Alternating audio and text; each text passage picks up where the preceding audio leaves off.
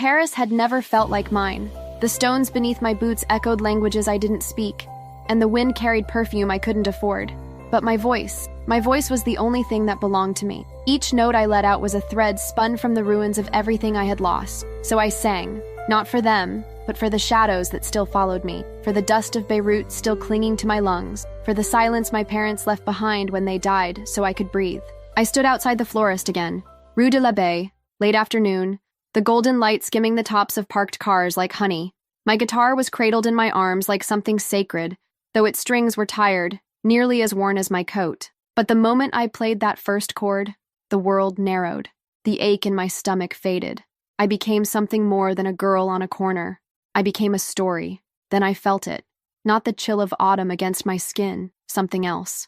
A gaze. Thick, hot, unblinking. I didn't look up, not right away, but I could feel it press through the sound, settling under my skin like heat behind a curtain. My fingers faltered for half a second. Then I recovered, letting the song pour through me like a secret I wasn't supposed to tell. By the time I ended, breathless, a few coins clinked into the open guitar case. I smiled, polite, whispered thank yous, but I still didn't look for him, whoever he was. I knew he hadn't left. The next day, he came again, and the day after that, always silent, always watching. He'd lean against the wrought iron post across the street, coat dark, hair darker. There was something deliberate about the way he stood, as if he had nowhere else to be, and yet wasn't supposed to be here at all. He never applauded, never smiled, just watched, as if trying to memorize the way my voice moved through air. The fourth day, I broke. I strummed the last chord with a flick of frustration and finally looked up, straight into his eyes. And God, they weren't blue. They were fire. Molten gold rimmed with shadow. He didn't flinch. Neither did I. "You've been following me," I said, low and careful, my voice still dusted with the song's last breath. "I've been listening," he replied. His accent clung to the words like velvet. Italian, I guessed, but refined. Expensive. There's a difference. And what is it? Following means wanting something. Listening means needing it. I should have walked away. I knew better. Men like him didn't linger on street corners unless they wanted to own something they couldn't create. But his voice, it didn't ask. It didn't seduce. It stated, and that was worse. "You don't even know my name." "I don't need to." He stepped closer. Just one deliberate movement, enough to feel the air between us tighten. "But I want to." "What is it?" I hesitated. "Noor." He repeated it like it was silk in his mouth. "Light." I nodded, breath unsteady. "And you?" He smiled. Just barely. "Matteo." I waited for the rest. No last name, no introduction, no explanation. But there was something in his stillness that felt louder than a name. Something contained, coiled. "I have an offer," he said. "A real stage. In Palermo. A voice like yours shouldn't get lost in the noise of a city that doesn't hear." "Palermo?" I laughed, short and sharp. "You think I can just pack up and follow a stranger to Italy?" "No. I think you can choose to stop being a ghost." His words landed like a challenge, like he saw all the places I'd hidden myself just to survive. My fingers tightened around the neck of the guitar. "I don't sing for men with offers," I whispered. "I sing for the dead, for the ones who can't." "Then let me give them a cathedral," he murmured, stepping even closer. His cologne was soft but dangerous, like sandalwood and sin. Let them echo through something worthy.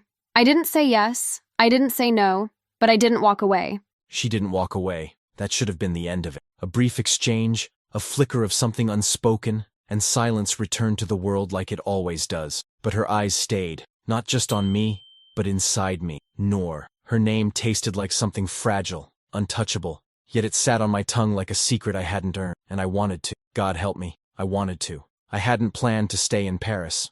Business was done, documents signed, meetings concluded, but I found myself canceling the flight, shifting schedules, offering no explanations. My assistant raised a brow. My fiancé didn't ask. That was how we operate, Chiara and I. Elegant distance, beautiful, empty, a contract dressed in lace. But Noor was not lace. Noor was flame. Each day, I returned to that corner, breathing in the cold Parisian air like it might carry her voice deeper in. It did. Her sound wasn't clean. It scratched, curled, carved through the city's rhythm like a knife through silk. It wasn't the kind of beauty you admire. It was the kind that unsettles, the kind that changes you. On the fifth evening, the wind was harsher. Her coat looked thinner. I watched as her fingers trembled over the strings, not from fear, but from cold, hunger maybe, exhaustion that didn't ask permission. She still sang. God, did she sing? When the last chord lingered, I crossed the street, slow, precise. She didn't flinch, nor stood like someone who had learned long ago that survival didn't come from running. You need a better coat, I said. My voice didn't ask. It wrapped around her like a tailored promise. I need a better world, she replied. I smiled, not because it was funny, but because it hurt. Let me offer you one, at least a better stage. She narrowed her eyes. And what exactly do you want from me, Matteo? Her voice made my name sound softer than it deserved to be. I stepped closer, not touching, not yet, but close enough to feel the electricity arc between us like a warning and an invitation. To hear you sing without the weight of the sky pressing down on your shoulders. No one sings free, she whispered. Then let me make you believe it's possible. Her lips parted, as if the words she wanted to say couldn't decide between refusal and surrender. I could feel her heartbeat without touching her. I didn't need confirmation. Some things vibrate in the air between two bodies. Undeniable. I don't trust you, she murmured. I don't deserve your trust. I admitted. Not yet. She tilted her head, studying me like an unfinished song. But you want it. I want your voice, I said, then softer, rawer, and everything that comes with it. For one moment, the street disappeared. The cars, the distant laughter, the clink of cafe glasses. Gone. It was just her breath and mine, catching in the same space. Then she exhaled. Not quite a yes, not yet a no. I reached into my coat, pulling out the folded envelope. First-class ticket, Palermo, departure in 3 days. Along with it, a simple card, embossed in gold. La Notte, my club, my world. I handed them to her slowly, not touching her fingers. She took them. I'm not promising anything, she said. I'm not asking for promises, I replied. Just possibility. She nodded once, barely, and then she walked away. I stood there, watching her vanish into the dusk. Every instinct in me screamed to follow, but I didn't. Not tonight. Wanting her wasn't the problem. It was knowing I couldn't want her. Not with the empire I was about to inherit. Not with the marriage contract signed, the legacy already poisoned. But Noor, she wasn't a woman. She was a rupture. And I was already cracked. Narrator. Noor. I didn't look back. Not even once. The envelope burned in my pocket like a dare, like something forbidden slipped into my life by a man who smelled like expensive danger and spoke as if he had never heard the word no. Matteo. His name echoed behind my ribs in a place I didn't know existed. I hated that it lingered, that it meant something, that it felt like a thread pulling me forward, even as every part of me begged to run. Back in the small room I rented, top floor, broken heater, thin walls, I laid the card on the windowsill and stared at it, as if it might dissolve if I blinked. La Notte. The font shimmered under the moonlight like a secret whispered just for me. Palermo. I'd never been to Italy. Never been anywhere, really, except places that left bruises instead of memories. Could I go? Should I? My fingers itched, not from cold, but from fear. The kind of fear that smells like freedom if you breathe it too long. I took the guitar and played, soft and slow, barely touching the strings. My voice came out low, almost voiceless, the sound of someone asking questions in a language that doesn't forgive. I dreamt of Beirut that night, of sirens and broken walls, of my mother's fingers in my hair, telling me to sing louder than the noise. I woke up gasping, not from sadness, but from the terrifying realization that I was still alive. 3 days passed like smoke. I didn't sing on the street again. My corner felt hollow without him there, and I hated that I noticed. I walked through the city instead, letting my boots find direction where my heart wouldn't. I told myself I wasn't going. I told myself I was stronger than curiosity, than desperation, than him. But when dawn came on the third morning, I was already at the station, ticket clenched in my palm like a weapon. The train ride was a blur, Paris falling behind like a discarded verse, Palermo rising like a chorus I hadn't learned yet. The heat shocked me, not just the sun but the air itself, thick, slow, as if time moved differently here. The car was waiting, black, sleek, silent. I stepped in, and the city swallowed me whole. La Notte stood like a cathedral carved in obsidian, marble steps, velvet ropes, golden light dripping from chandeliers like melted honey. I was led inside without a word, down halls that smelled like jasmine and secrets, until I stood in a room too elegant to belong to a girl with secondhand boots and a borrowed past. He was already there. Matteo didn't rise. He didn't need to. He sat like someone used to being waited for, used to being obeyed. But when his eyes met mine, something shifted. He looked restrained, like a storm holding its breath. "You came," he said. I let the silence answer him. Then, Only to see if you were real. He smiled. Small, careful. And? I haven't decided yet. He stood slowly, every movement deliberate, as if he knew how much power lived in stillness. He came closer, but not too close. Just enough for the room to bend around us. You'll have your own space, a contract, a stage. No one touches you, no one owns you. And you? His jaw tightened, just a breath. I don't touch things that aren't mine. And if I was? You're not. I hated how much I needed to hear that, how my body relaxed against my will, how his words wrapped around my ribs like a promise dipped in sin. He turned, walking to a door I hadn't noticed, opened it. Music drifted through, soft, seductive, live. Come see what you've agreed to. I hesitated only a second before following. The hallway opened into something impossible, a stage like velvet thunder, a room dressed in shadows and gold, 100 eyes watching the singer above as if she were a god. He leaned toward me, his breath warm against my ear. This is where you stop surviving, Noor. This is where you begin.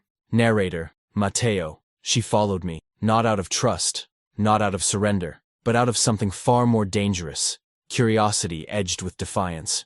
Noor walked through La Notte like a blade hidden in silk. Everything about her felt unscripted, unbroken, even if the world had tried to shatter her. And I couldn't look away. I didn't want to. The moment her eyes landed on the stage, I saw it flicker, the quiet gasp behind her lips. This place wasn't just elegance. It was power, and Noor had always looked like someone who belonged to neither. But now, standing in the golden mouth of that room, she looked like prophecy, like something fate had been rehearsing in secret. They'll love you, I said, voice low enough to keep it only between us, but they'll try to own you, just like I almost. Her head tilted, chin slightly raised, as if daring me to admit more. I didn't, not yet. I didn't trust my control around her. That made two of us. A waiter passed. She declined the champagne. Her fingers lingered on the edge of the marble railing, elegant even in stillness. She turned toward me, and her voice dropped like a match into gasoline. Tell me the truth, Mateo. Why me? I should have lied. Should have spun something strategic, poetic, something safe. But her eyes disarmed every weapon I'd ever used. Because your voice crawled inside my chest and didn't leave, I said. Because you sing like someone bleeding prayers. And I exhaled. I wanted to be inside that sound, just once. She didn't flinch, didn't smile, just studied me with that impossible gaze, like she was peeling something back that I'd spent a lifetime keeping hidden. You don't get to possess people just because they move you, she murmured. No, I agree, but I do get to offer them the world they deserve. Her breath caught, not from the words. She'd heard promises before. No, it was the way I said them, without bargaining, without demand, just fact. Still, she stayed silent. The music rose around us, another singer taking the stage, a man this time, soulful, smooth, forgettable. Noor barely looked at him. Her eyes stayed on me, and the longer she stared, the more I felt stripped of everything except desire. Not lust, desire. The ache to undo whatever history had turned her into someone so carefully armored. You're not what I expect, she said softly. I stepped closer, slow enough for her to stop me. She didn't. Neither are you. You don't even know me. No, I whispered, but I want to. She blinked once, slow. What about your fiancé? The word landed like cold steel. I didn't react. Couldn't. She's a future someone else planned. A symbol, not a choice. And I am? A risk, I said, but a real one. Her lips parted slightly, the breath between us growing heavier. She wasn't seduced. She was challenged. Nor didn't fall. She decided. That made everything more dangerous. I leaned in, close enough that my mouth nearly brushed her temple. I didn't touch her. I wouldn't. Not until she asked. But my voice found her like a secret meant only for her skin. When you're ready to sing, I murmured, the stage will be yours. The contract is simple. No chains, no debts. Just a place to be louder than your past. And if I decide I don't want it? I paused, the heat between us razor sharp. Then you walk out the same way you walked in. Whole. Her gaze held mine, and for a moment the entire world stilled. The crowd, the music, the lights. None of it mattered. There was only the pulse between our silences. I'll think about it, she said finally, voice like smoke and salt. Don't think too long, I replied. Some songs were made. She walked away, slowly, each step deliberate. And though the space between us grew, I felt it. Her gravity still wrapped around mine like a promise neither of us had the courage to keep. Not yet. I didn't unpack. I left my suitcase closed at the edge of the bed, untouched, as if opening it would mean admitting I had stayed, that I had chosen this, chosen him. The room was too perfect. Soft light, fresh linen, a view of the Sicilian coast that looked like a lie. Every detail whispered comfort, but all I heard was the echo of my own uncertainty. Mateo had said there were no chains, but even air can feel like a cage if it's too still. The mirror caught my reflection as I moved. I looked like a ghost dressed in someone else's skin. Cleaner, maybe. Fed. Safer. But not freer. Not yet. I slipped my fingers into the pocket of my coat and pulled out the contract he'd left on the desk. Ivory paper, black ink, no hidden clauses, nothing sinister, just an invitation, just a stage. The knock on the door came soft but certain. I didn't answer immediately. When I did, it wasn't him. The woman on the other side was all red lips and knowing eyes, her voice smoke-wrapped and amused. "So you're the girl." I raised an eyebrow. "And you are?" "Sophia, singer, survivor, sometimes both at once." She stepped inside before I could invite her, her heels tapping against the tile like punctuation. "I saw you the other night. You looked like a deer in a room full of wolves." "Still breathing," I said. "For now." She smiled, not unkindly. "You have no idea what you've walked into, do you?" I didn't reply, because I wasn't sure I wanted the answer. She walked over to the window, lit a cigarette with the kind of elegance that can't be taught. "Mateo doesn't bring girls here. Not like this. I'm not a girl," I said quietly, "and I wasn't brought." Her eyes found mine in the glass. "No, you walked in on your own. That's worse." There was no threat in her tone, just truth, like someone who had seen too many stories play out the same way and stopped believing in endings. She exhaled smoke, turned back to me. "He'll protect you, if that's what you want, or destroy you if you're not careful. Sometimes both. I'm not here for him," I said, but it sounded thinner than I intended. She studied me. "You think you can stay untouched in a place like this?" I met her gaze, steady. "I've survived worse." She laughed, soft and dark. "You're going to be magnificent on that stage." And then she left. I stood in the silence she left behind, staring at the door, at the cigarette scent lingering in the air like a warning wrapped in perfume. She didn't hate him. That was the strange part. There was pain, yes, but no bitterness, just memory. That night, I didn't sleep. I walked the halls of La Note like a phantom, letting my fingers brush the velvet of curtains, the polished wood of closed doors. I found the stage again, empty now, the spotlight dimmed. It looked smaller in the dark, almost fragile. I stepped onto it slowly, barefoot, holding my breath as if I might wake something buried beneath the floorboards. Then I sang, not loud, not polished, just enough to hear myself, to feel if the room would catch me or let me fall. The acoustics were near perfect. My voice curved through the air like a ribbon in water.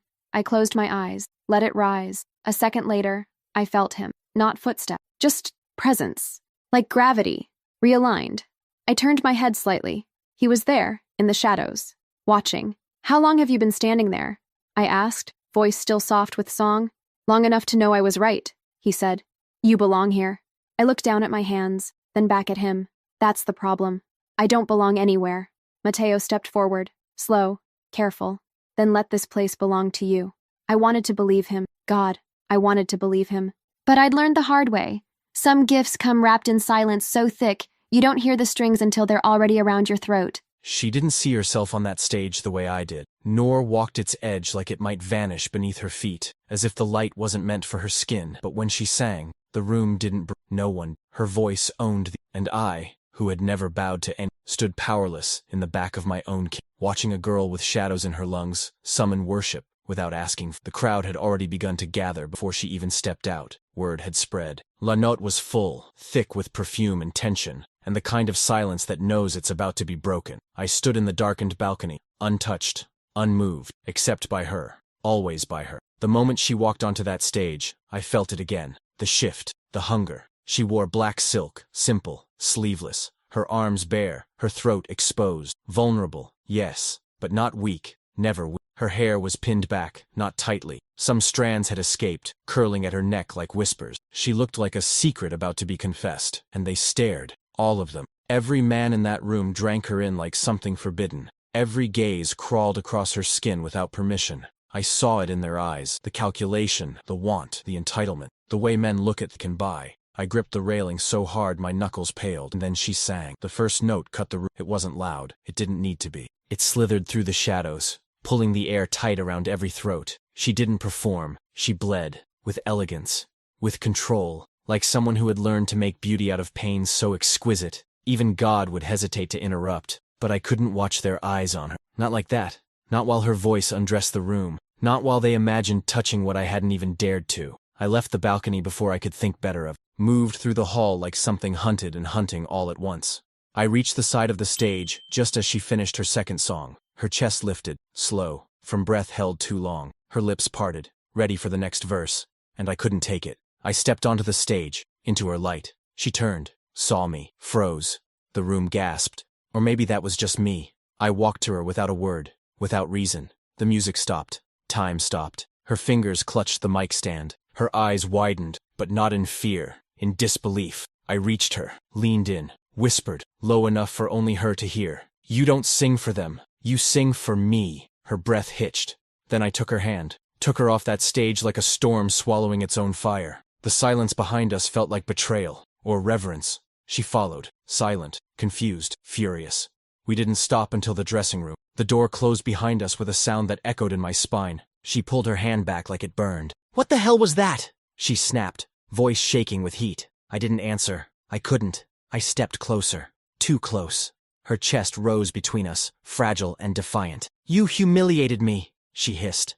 "I protected you," I said, my voice stripped bare. "No, Mateo, you claimed me. I had to." "No," she whispered, eyes bright with something dangerous. "You chose to." Her words were knives, but they were right. And for the first time, I didn't know how to stop bleeding. He dragged me off the stage like I was his, like he had the right. The crowd blurred behind us, but the heat of their stares clung to my skin, staining everything he touched. My heels clicked hard against the floor as I followed, half in shock, half in fury. His grip wasn't cruel. No, it was worse. It was possessive in a way that felt almost gentle, like someone holding something precious and breakable. But I was neither. Not anymore. When the door slammed shut behind us, the silence snapped. I ripped my hand from his like it disgusted me, but the truth was worse. I still felt it, the heat of his palm lingering like sin, crawling along my fingers, refusing to leave. "You don't get to do that," I spat, voice tight, eyes burning. He stepped toward me. No apology, just presence. That overwhelming, suffocating presence. "I do," he said low, "because every man in that room looked at you like you were theirs. And I couldn't—" He stopped, ran a hand through his hair, voice fraying. I couldn't breathe. I laughed. Not soft, not kind. "So you took my breath instead?" His jaw clenched, shoulders coiled like a loaded question. "You don't understand what this place is." "No," I snapped. "You don't understand what I am. I am not a display. I'm not a performance to be interrupted when your ego gets bruised." He moved closer, slow, like a storm deciding where to land. His voice dropped. Honey over razors. "Then what are you, Noor?" I stared at him, furious and exposed, my pulse too loud in my ears. "I am the voice you couldn't forget. The one thing in your world you can't control." His breath hitched, just slightly, but I saw it, felt it, and still, he didn't back away. "I don't want to control you," he said. "I want to protect you." "From what? Admiration? Applause?" I shook my head, rage trembling beneath my skin. "You built this stage for me, Mateo. You gave me the light, and then you tore me out of it. Because they didn't deserve to see you like that." "You mean because you didn't want to see them see me?" He flinched, just enough to feel it, and I saw something crack behind his eyes. Not guilt, not shame, something deeper, something he couldn't name, that terrified me more than his silence ever could. "I didn't ask for this," I whispered. He stepped back, finally, as if my words had pushed him harder than my hands ever could. "I know," he said. His voice was softer now. I saw them looking at you, and I hated that they saw what I see." "And what do you see, Mateo?" I asked, quieter now, letting the air stretch between us like a blade. He looked at me like he was confessing everything I'm not allowed to want. The words landed like gravity, heavy, irrevocable. Neither of us moved, neither of us breathed, and in that space, between his want and my refusal, I felt the most dangerous thing of all. The possibility that I didn't want to leave. She didn't move when I said it, didn't blink, just stood there, breathing like she'd forgotten how. Her eyes, dark, defiant, endless, fixed on me with something colder than anger, not rejection, not rage, something more brutal, disappointment, and I felt it split something deep inside me. I turned first, paced the room like the silence might crack open and tell me what the hell I was doing. I had power. I had control. I had everything men spent lifetimes bleeding for, and none of it meant anything in front of her. Nor didn't need to shout to be dangerous. She just had to look at me like she didn't belong to me, and I believed her. I didn't plan it, I said finally. My voice came rough, uneven. You have to know that. You didn't stop it either, she replied, calm in the way only someone betrayed could be. You watched me pour myself out in front of strangers. You put me, then you took it away like it was yours. It was never mine, I said. That's the problem. She crossed her arms slowly, pulling herself into herself. No, Mateo. The problem is, you think wanting something gives you the right to break it. I swallowed that like glass. There were no guards outside the door, no eyes on us, but I felt exposed, stripped to something I hadn't shown anyone in years, maybe ever. She did that. Noor didn't just see through. She made the act of being seen feel like punishment and gift at once. You think I'm the villain here, I murmured. Her laugh was soft, too soft. I think you don't know the difference anymore. I looked at her then, really looked. The way her shoulders held their defiance like armor. The way her lips didn't tremble, even as her eyes burned with things she wasn't saying. She wasn't fragile. She was surviving me, and that hurt more than her words. I need you to understand, I said. When you walked on that stage, something in me, something I've buried for years, rose up and fused to die. She stared at me, waiting, daring. I've lived a life of arrangements, voice tight, of duty, of blood. My name is carved in promises I never made, alliances I never chose. You were the first thing that felt like mine. Not to own, not to cage, just mine, in a way that made me remember I was still alive. Silence.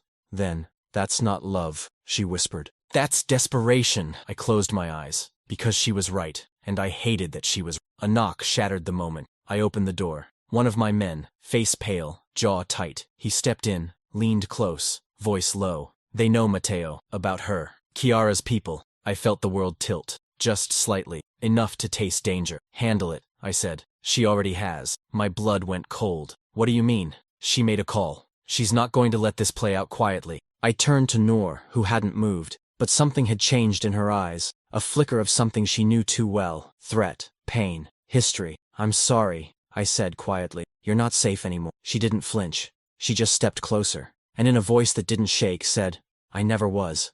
He told me I wasn't safe like it was news, as if danger was something new to me, as if I hadn't grown up tasting it on the air, hearing it behind every locked door, feeling it settle into the bones of my life like dust you stop trying to clean. But his voice cracked when he said it, and that was worse than the warning.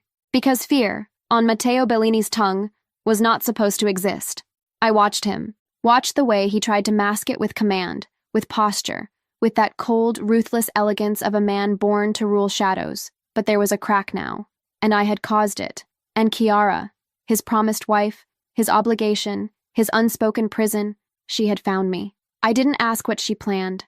I didn't need to. Women like her didn't speak in threats. They moved in inevitabilities. She would take everything from me, not because I was dangerous, but because I had become inconvenient. And Matteo, he was still standing between us. I waited until the door shut again, until we were alone. The room felt smaller. No, not smaller. Closer. Like walls shifting around something that didn't want to be named. I need my passport, I said. My voice didn't rise. It didn't beg. It simply existed. Like stone. He looked at me and I saw the moment it landed. Not just the request, but the decision behind it. The door I was reaching for. Noor, I want it back. I never took it from you. You held it, I said, which is the same thing. He exhaled, stepped back. If you leave now, she'll find you before I do. That's the idea. His jaw tightened. You want to run? I want to decide where I stand when she aims. I moved past him, but his hand caught my wrist. Not hard, but with enough pressure to stop time. I'll fix this, he said. Let me fix it. I turned to him, slow, deliberate. You can't fix what you never understood. And what is that? That I don't belong to anyone. His eyes flinched. Barely, but it was enough. And still, he murmured, I can't let you go. Then don't. I stepped closer, breath threading between us. But don't mistake keeping me close for keeping me safe. His gaze dropped to my mouth, lingered, then rose again. Dark, full of something that tasted like surrender and possession tangled together. I pulled my wrist free, gently, without fear. I'm not asking for your protection, Matteo. I'm asking for space to decide who I am without it. He didn't speak, just nodded once.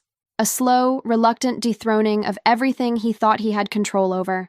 And then I left. Not the club, not Palermo, just the room. I found Sophia in the dressing lounge, lipstick smudged, heels kicked off, half dreaming with a glass of scotch in her hand. He told you?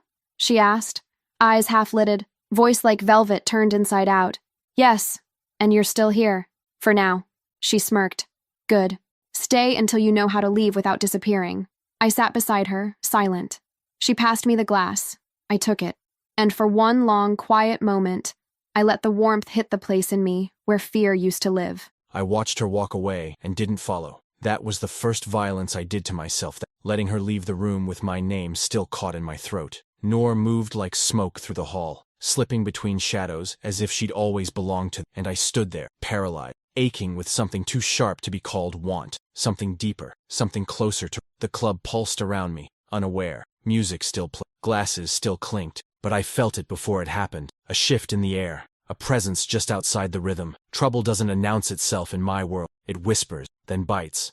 I was halfway down the corridor when the first scream cut through the noise, high, startled, short. Not Noor, not yet, but it was close.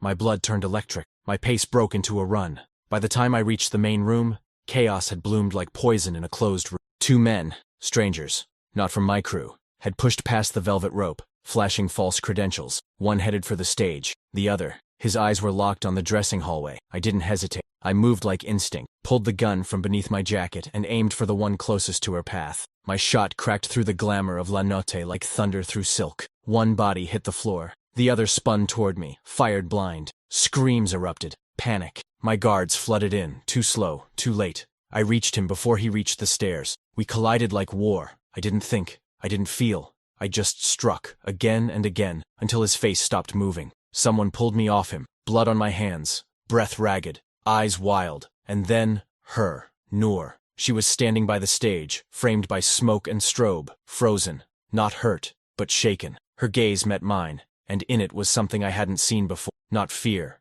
not blame, something worse. Distance. I moved toward her, slowly this time, each step heavier than the last. You're safe, I said, stupidly, like that meant anything. She didn't move, didn't speak, just stared at me, like she was seeing the truth behind the suit, the violence I kept hidden under velvet and vows.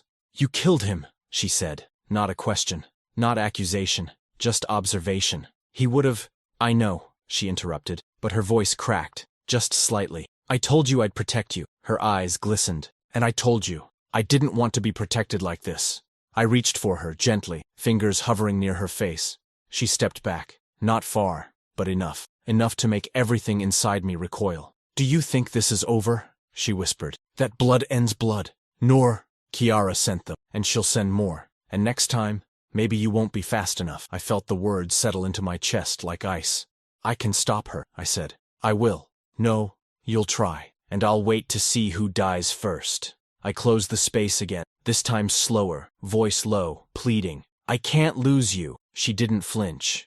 But I saw her mouth tighten, the way her hands curled into fists at her sides. Then let me go, she whispered, before you have nothing left but the pieces of me you couldn't keep whole. And for the second time that night, I watched her walk away. Only this time, I knew I wouldn't follow. I left the blood on his hands, didn't clean it, didn't try to soften it with gratitude or kindness or lies.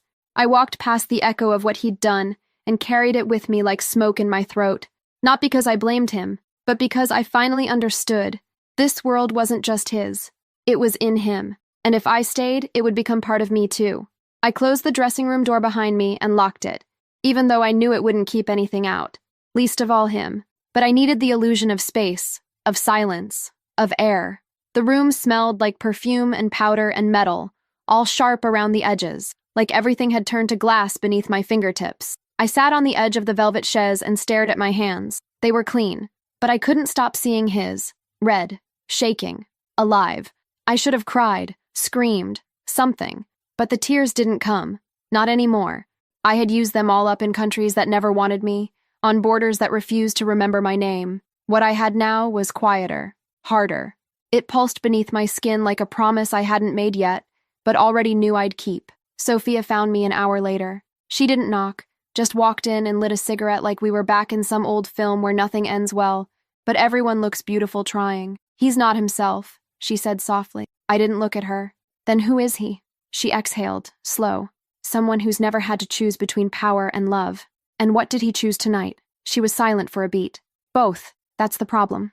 I leaned back, eyes to the ceiling, voice barely more than breath. I need to leave. Sophia nodded. I'll help.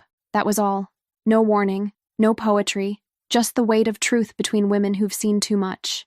The plan came together in whispers and glances.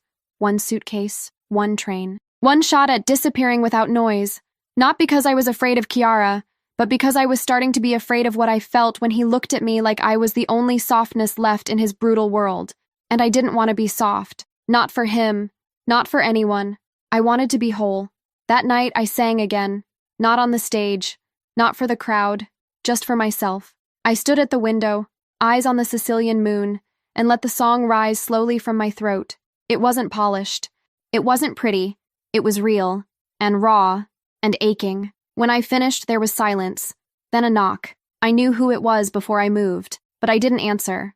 Not tonight, because I needed him to know what it felt like, to be on the other side of the door, wanting, and not being let in. The knock I left on her door echoed louder inside me than in the hallway. She didn't answer, didn't even shift. I knew she was there, breathing on the other side, quiet, deliberate. Her silence wasn't emptiness. It was choice. And I stood in it, alone, like a man begging forgiveness with no language left but stillness. I didn't knock again, didn't dare. Instead, I walked, through the corridors I built, past the empire I inherited, into the cold Sicilian night that never quite forgave me for surviving it. The garden was dark, the air sharp. I sat on the stone bench where my mother used to tell me stories before my father taught me how to bury people. I lit a cigarette I didn't want, held it like a wound between my fingers, watched the tip burn slow. I didn't sleep. When the sun rose, I had made a decision. I told my father I wouldn't marry Kiara. He laughed first. That deep, ancestral laugh that carried generations of blood and threat in its belly. Then he looked at me, eyes hard and slow and surgical. "You're confusing want with power," he said. "No," I replied. "I'm correcting a mistake I let become tradition. You think you can have her and walk away from this life untouched? I don't want to walk away untouched. I want to walk away chosen." His silence said more than any threat ever could. Later that day, I met with Kiara. She wore white, always white, as if trying to convince the world of something no one believed anymore. Her perfume was soft, but sharp enough to cut. "You're not here to talk," she said. "You're here to confess." I didn't correct her. She poured wine she didn't drink, crossed her legs slowly, tilted her head. "Is she worth a war?" "No," I said, "but I am." She laughed, quiet, precise, deadly. "You think you're walking out of this with your name still intact?" "I'm not walking out with a name," I replied. "I'm walking out with a voice." Her smile cracked, just slightly. Then she stood, smoothed her dress, walked toward me with the grace of something venomous. "Then let me leave you with one truth," she whispered, leaning close. "Even if you save her, you will ruin her, because men like you don't love, you consume." I didn't argue, because maybe she was right, but Noor was already slipping through my fingers, and I didn't care if I had to set the entire house on fire to find her light again. When I returned to the club, her room was empty, her suitcase gone, her scent fading, and on the mirror, a single word in lipstick. "Thank you. Not goodbye. Not forever. Just thank you." And it destroyed me. The train pulled away from Palermo like it knew how to be merciful. Slow at first, then faster, until the city dissolved behind me in streaks of stone and sun. I didn't cry. I didn't look back. That kind of grief is a luxury I no longer allow myself. What I felt wasn't sorrow. It was release. Sharp, cold, almost holy. The compartment was empty, just me and my secondhand guitar, and the silence that had become my most familiar companion. I kept the window cracked open. I needed air, movement, something that reminded me I was not caged, that I had chosen this, that I still could. In my lap, folded twice, was the letter. I hadn't read it yet. I didn't have to. Matteo's words were already etched somewhere beneath my skin, deeper than paper could reach. Still, I unfolded it when the train crossed the cliffs near Cefalù, where the sea rose wild and defiant. The ink was dark, the lines sharp, like every word had been carved rather than written. "Noor, I told you once that you didn't belong to anyone. I lied. You belonged to yourself, fiercely, entirely, and still. I wanted you. God, I wanted you. If I failed you, it wasn't because I didn't love you. It was because I loved you with the hands of a man taught only how to take. I've left everything behind now, the name, the crown, the cage I once called legacy, not to win you back, but to become someone worthy of standing where you used to stand. Go, be free, be loud, be unstoppable. But if one day your voice still carries my name, I'll be waiting. M. I read it once, then again, and when I folded it a final time, my hands didn't shake. At the station in Milan, The city swallowed me without question. No one knew who I was. No one asked. And for the first time, anonymity didn't feel like absence. It felt like power. I checked into a small hotel, paid cash, gave no last name. The first night I walked the streets without purpose, let them blur around me. Music pulsed from open doors. Laughter curled like smoke in alleyways. But I wasn't part of it. Not yet. The second night, I opened my guitar case and sang. No stage, no spotlight, just the edge of a quiet square near Porta Venezia, where strangers walked by and paused, not because I was polished, but because something in my voice held the ache they didn't know they carried. Coins clinked, smiles passed. No one claimed me, and still, I felt seen. Later, in the privacy of that too-small room, I recorded a song. One take, unfiltered. A melody born of loss and survival, and the taste of a goodbye that hadn't finished echoing. I sent it to the only contact Sophia had slipped me, the producer in Milan. I didn't expect a reply. But by morning, there it was. Just 3 words. Let's meet tomorrow. And for the first time since I left him, I let myself smile. Not for what I had escaped, but for what I was about to become. I watched the sun rise from a different place than I used to. No marble floors, no shadows carved by inheritance. Just the balcony of a crumbling villa in Capri, the sea below breathing like a sleeping giant, salt in the air, silence in my chest. Noor was gone. But the parts of me that were never mine to begin with, those were gone too. I hadn't spoken to my father since the day I walked away. I didn't need to. Men like him don't argue, they erase. And maybe one day I'll pay for that choice with blood. Maybe I already have. Because without her voice anchoring the noise in my head, everything feels too quiet and too loud. At the same time, I've started growing things with my hands. The irony isn't lost on. For years, these hands destroyed, commanded, took. Now they tend vines, press soil, coax life out of ground that doesn't forget where the bones are. The wine I bottle is bitter, but it's honest. And for the first time, so am I. I don't go looking for her. I don't need to. Her name finds me in songs I don't recognize on the radio. In magazine pages I pretend not to turn. In strangers' voices humming a melody that doesn't belong to anyone except the girl who used to sing barefoot in the hallway of Noor Darwish. She's everywhere and nowhere I can reach. I saw her once, accidentally, or maybe the world isn't as cruel as I thought. She was on a rooftop in Milan, lights like stars at her feet, dressed like wind. That voice, still sharp enough to cut, soft enough to forgive. I didn't speak to her, didn't interrupt, just stood across the street, anonymous in the dark, and listened like a man listening to the memory of a sin he never. She didn't see me, or maybe, but she didn't look. That was enough. I told myself I'd be content with her freedom, her fire, a world that finally bowed instead of tried to own. But contentment is a coward's word. What I felt wasn't peace. It was longing, braided with guilt, wrapped in distance. Then the call came. Sophia. Her voice was older, rougher. You still in exile, Bellini? I smiled. Depends who's asking. She's coming to Paris. One night only. Private set, small, quiet, old café on Rue de l'Echaude. My heart stopped. She asked for nothing, Sophia. But she's singing one song. No camera crew, no press. Why tell me? You'll figure it out. She hung up. I stood there, still, phone in my hand, the weight of her name thick in the silence. And then I moved, not out of hope, out of need, because sometimes we don't chase the past. Sometimes we chase the chance to deserve it. Paris had changed, or maybe I had. The air felt different now, less like a ghost brushing my skin, and more like something that recognized me, even if it didn't know my name. I walked the old streets as if I had been here in another life, tracing the outline of a version of me I barely remembered. The girl with nothing but a borrowed coat and a voice stitched together from grief. She still lived somewhere in my bones. But tonight, she would sing without chains. The cafe was small, quiet, no stage. Just a circle of chairs and dim candlelight, flickering like breath. There were no bodyguards, no velvet ropes, no men in suits with agendas hiding behind smiles. Just people, strangers, and me. I wore black, not for mourning, for power. The dress clung, not tightly, but deliberately, like it had been tailored by someone who understood where a woman keeps her silence. My hair was loose, my hands were steady, and inside me, beneath the music, beneath the memory, there was something waiting, something ancient and unfinished. I stepped into the circle. No announcement, no cue, just my voice. It began low, a hum, a pulse, something primal. Then the melody curved through the room like smoke through fingers, slow, seductive, full of ache. Every note carried pieces of everything I had never said. Every pause was a confession. Every rise, a scar reopening. I didn't look at the crowd. I didn't need to, because I felt him. Before I saw him, that gravitational pull, that heat, like the air thickened when he entered it. I finished the verse and finally let my eyes find him. He stood in the back, still, sharp, undeniable, no longer dressed in power but in something more dangerous, humility. His hair was longer, his face quieter, but his eyes, God, they hadn't changed. They held me like they used to.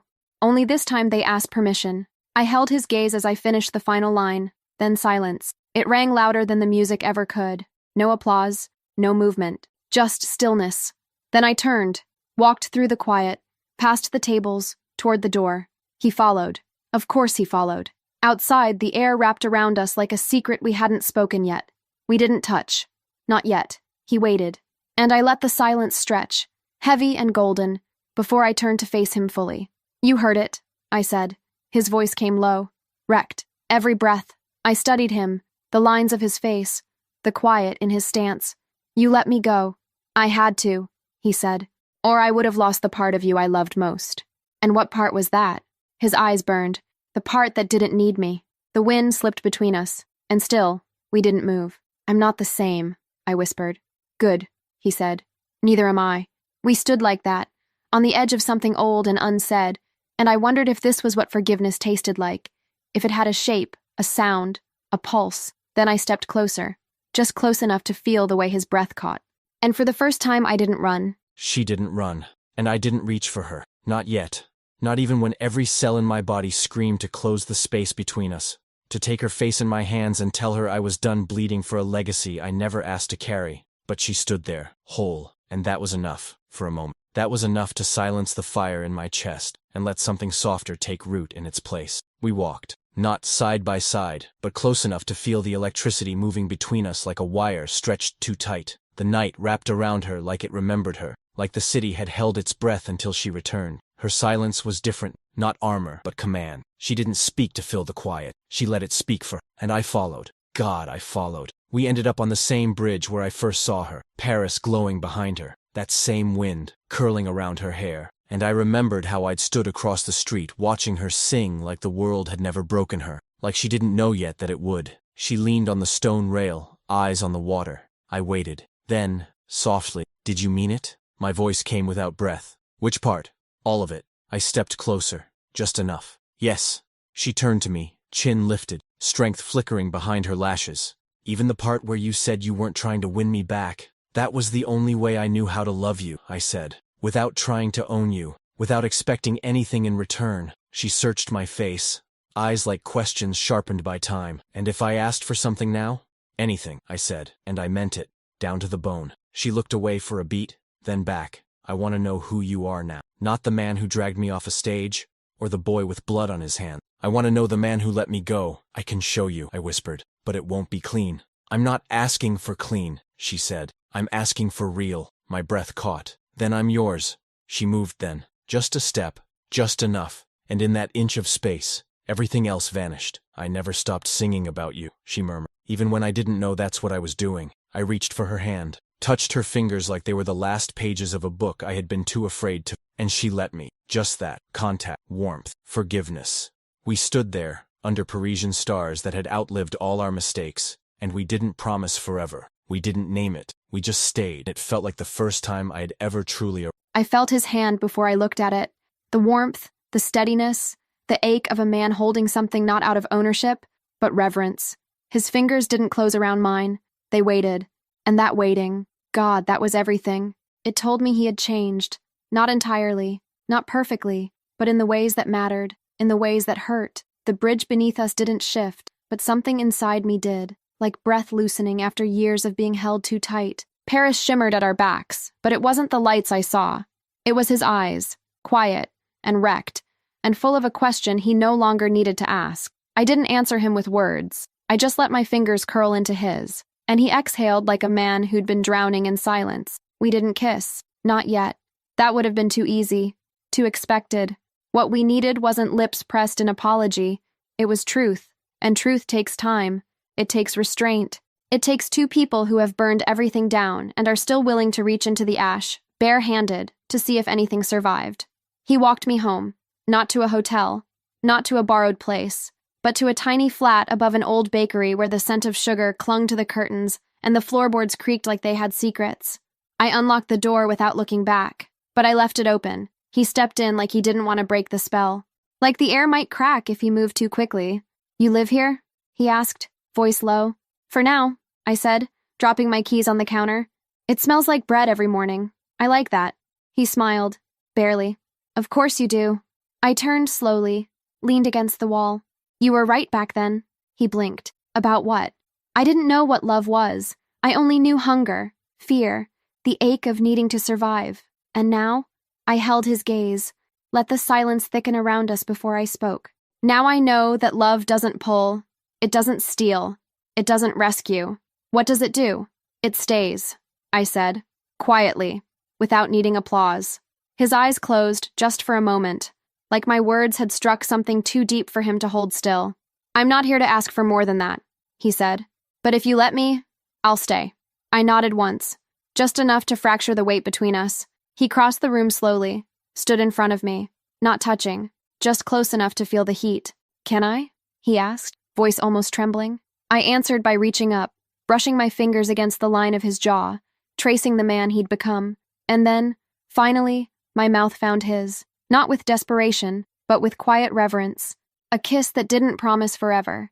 A kiss that simply said, "I'm here." And in that soft, unhurried silence, I believed him. She kissed me like silence. Like the storm had passed and she was still here. Not because she had nowhere else to go, but because she had chosen this. Me, knowing every scar I carried, every fire I'd fed. Her mouth was warm, deliberate, soft without weakness.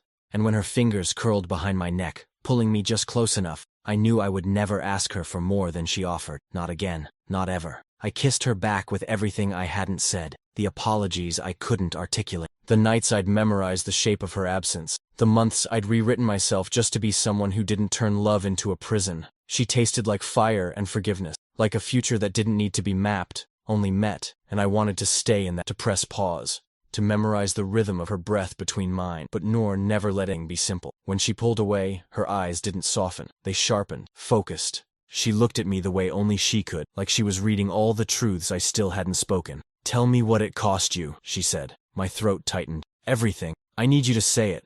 I stepped back a breath, not to retreat, but to be seen, fully, without the armor of touch or the sanctuary of silence.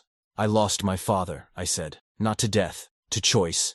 He cut me out the moment I broke from the plan, the family business, the marriage, the empire he— "And you don't regret it?" she asked. "No," I whispered, "but it still hurts." She nodded, like she understood the weight of decisions, freer and lonelier at the same time. "I left because I was afraid of what you could make me, and I came back because I was afraid of what I'd become without you." I reached for her hand again, not to hold it, but to anchor myself to the woman who'd once been a stranger singing under streetlights, and now stood in front of me, untouchable and terrifying in her clarity. "I don't want to claim you," I said. "I just want to walk beside you, wherever you're going." "And if I fall?" she asked. "Then I fall with you. And if I rise? I'll be the silence that lets your voice soar." She blinked, once, slowly, and in that blink, I saw the tension unravel. The years between us collapse into breath. She didn't speak again. She didn't have to, because when she stepped forward and rested her forehead against mine, I understood. We weren't starting over. We were beginning for the first time. There was something impossibly quiet about having him close again. Not silence, but stillness. The kind of stillness you don't notice until it's already underneath your skin. We stood forehead to forehead, breathing the same air, and for a moment, I could feel every second of the time we'd lost pressing between us. But it didn't ache, not like before. It hummed, steady, warm, unfinished. Mateo didn't rush. That was new. He let his hands stay at his sides while I stayed pressed to him, and I realized then how different it felt to choose intimacy without being pulled into it. No demands, no claiming, just presence, just breath, just us. I stepped back first, just a little, just enough to look him in the eye. "There's no map for this," I said. He nodded, voice low. "We draw it as we go. I don't want to be a chapter you rewrite." "You won't be," he said. "You'll be the sentence that rewrote the story." The words settled deep, somewhere between my ribs, and I hated how much I needed them. Not because I needed validation, but because I'd spent so long learning how to live without it. I forgot what it felt like to be seen with softness. "Promise me something," I whispered. He stilled. Anything. Promise you'll let me go if I ever stop singing. His expression didn't falter, but something behind his eyes dimmed. I don't want your love to be the reason I lose my voice. He stepped closer again, his voice wrapped in smoke and reverence. Then I'll never be the silence that steals you, only the one that listens. I didn't know how to answer that, so I kissed him, not with hunger, with gratitude. His mouth met mine like a vow made in the dark, soft and deliberate, the kind of kiss that said I won't save you, but I'll stand with you while you save yourself. And maybe that was all I'd ever wanted. Not a rescuer, a witness. When we pulled apart, the city felt different. The street below quieter. The moon above more honest. He reached for my hand again, and this time I let him take it fully. Where are we going? He asked. I smiled. Forward. And I meant it.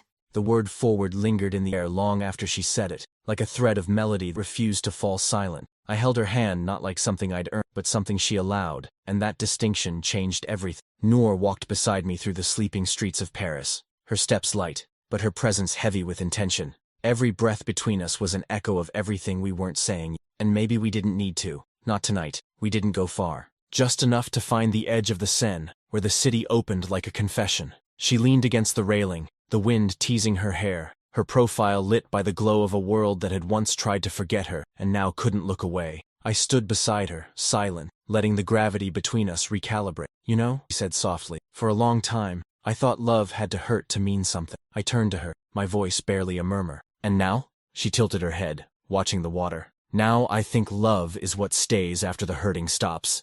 I wanted to say something, anything, but the truth was, I was afraid my voice might break the moment, so I just watched her. The way her lips curled when she was deep in thought.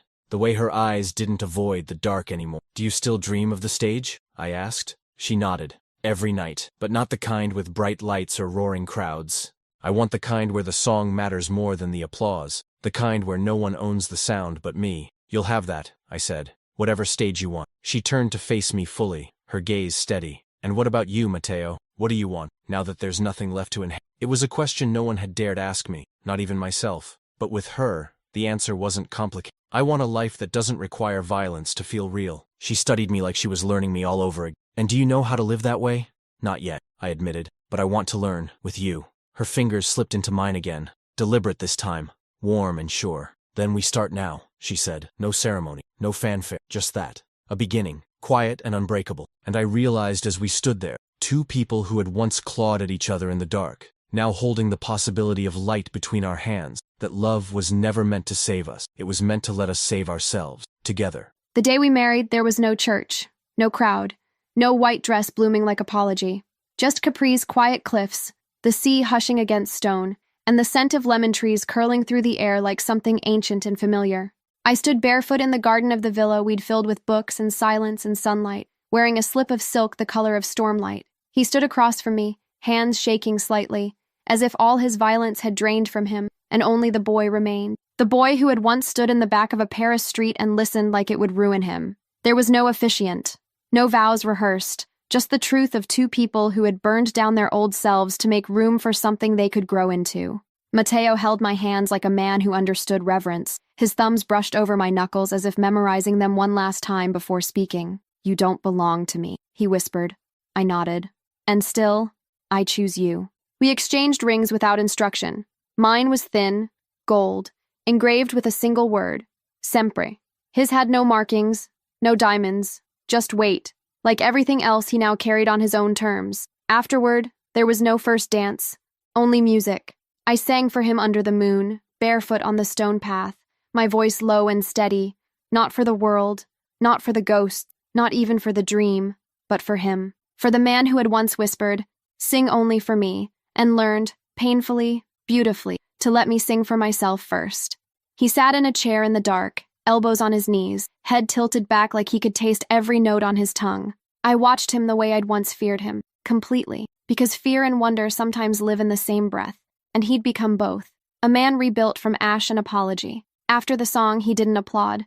He stood, walked to me in silence, pulled me into his chest, and whispered, I'd burn all over again for this. We didn't speak after that, not because there was nothing left to say, but because everything important had already been sung. She still sings.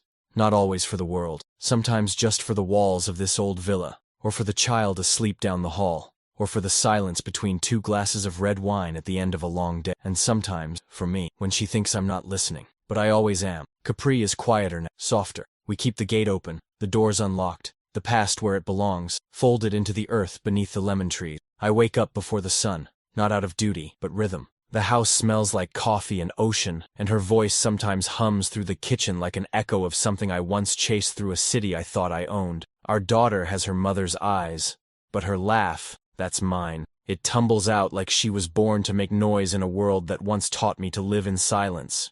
Noor says she's fearless. I say she's Noor, reincarnated in light and mischief and all the second chances we never thought we'd deserve. At night, I still write letters I never send. Old habit. Things I wish I'd said when I was younger, colder, sharper. Sometimes I read them aloud while she's brushing her hair. She never interrupts, just listens, eyes steady in the mirror, like she already knows every word and forgives me for them. The music industry calls often. She answers rarely. Her fame stretches farther than she does now. Noor doesn't chase the spotlight it follows her. Still, she keeps her world small, intentional, sacred. But when she does sing, truly sing, it's when we're alone, when the windows are open, when the night is soft enough to hold every note without dropping it. She'll sit on the edge of the bed, guitar in her lap, hair falling wild around her shoulders, and sing something that stops time. And I'll sit across the room, still as a man who knows better than to interrupt divinity. Last week, she wrote a new song. She didn't tell me what it was called, she just played it. And at the very end, in the quiet space between the final chord and her breath, she looked up at me and said, "That one's only for you." And I understood. Not because she owed me anything, not because I asked, but because she still chooses me. Every damn day. Thank you for listening until the end. If these words touched you, if even one moment echoed inside your chest, know this. Your presence here means more than you imagine. Every like, every comment, every small gesture tells the universe that stories like this still matter. That love, even when dark and trembling, deserves to be heard. If you felt something, even a simple, "I'm here," reaches me like a soft note. Subscribe if you haven't yet. It's free, and it ensures you're with us for every new breath of this journey. And if you can, share with someone who needs softness, with someone who's forgotten what it feels like. Let's fill this loud world with stories that whisper healing, one voice at a time. Thank you for walking this far with me, and may you always, always feel welcome here.